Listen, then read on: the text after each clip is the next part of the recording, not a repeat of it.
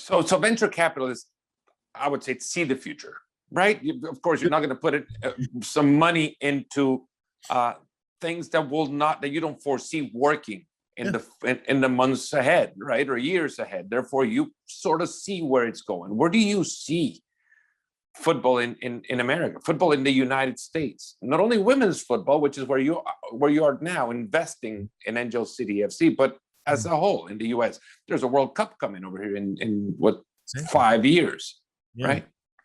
I think we're all looking towards that World Cup, certainly I think that'll be a milestone. Look, we had a World Cup here. Gosh, was it 96? 94. 94.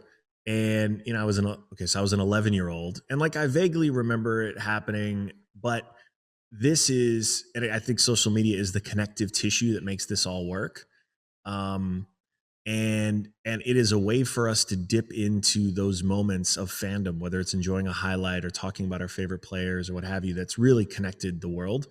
And I think here in the United States, the NFL's obviously had some serious issues.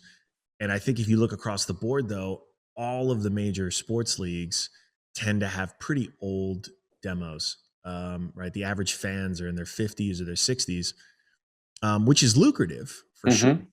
But it also means that you're just naturally going to have blind spots for the new generation, especially because that new generation is digital native. And that is the big advantage. And I think the more of these sort of platforms, the more of this connected tissue that we can help create, I think that's why Gloria was such a no-brainer, the better, because American fans are realizing, there are amazing talents all over the world playing this sport. And importantly, the very best women in the world are all Americans. And what I think we've seen happen pretty clearly now in just the last year that Angel City FC has been around is the business case is looking stronger than ever, because we're seeing brands come to us wanting to make very serious commitments, not just to be a part of Angel City FC, but to be a part of this bigger story. We force all of our sponsors, force is a weird word, but we said from day one, 10% of the dollars that we earn from a brand partner needs to go to nonprofits that are serving our community, which seems kind of like a no-brainer because sports teams are so tied to the communities that they are a part of.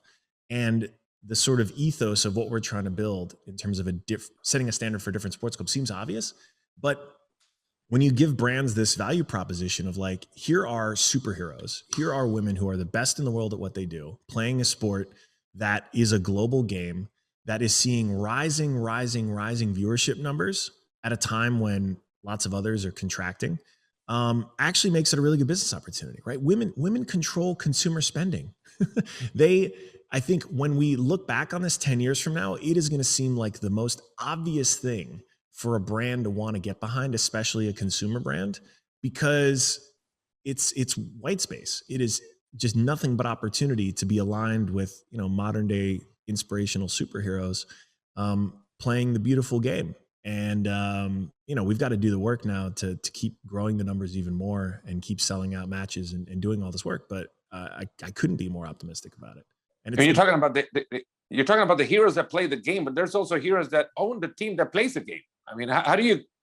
This is an all-star ensemble of owners, including your daughter as well, which could see as being the youngest ever sports owner in history. We're very proud of her. Yeah, Olympia. I mean, but Olympia was. She made any decision? Like, can she pick like team jersey? Like, Olympia, go. Which one do you like?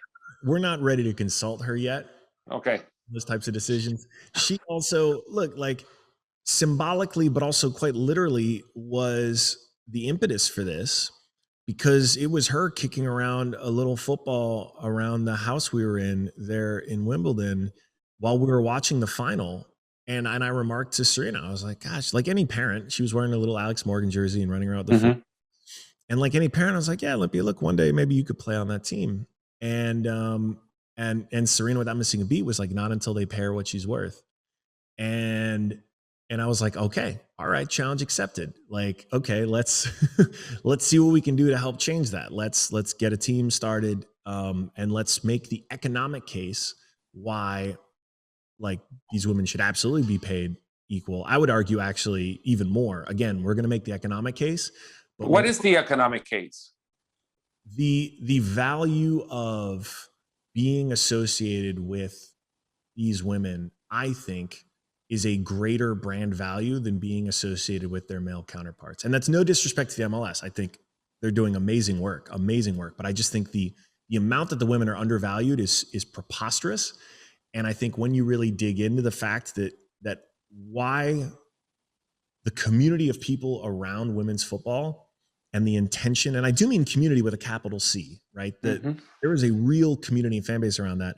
The intention behind that support and frankly the leverage that it has is just more valuable than so many others. Well, thank you very much for watching ESPN on YouTube. For more sports highlights and analysis, be sure to download the ESPN app. And for live streaming, premium content, and let's not forget as well, ESPN FC 7 days a week. Subscribe to ESPN Plus.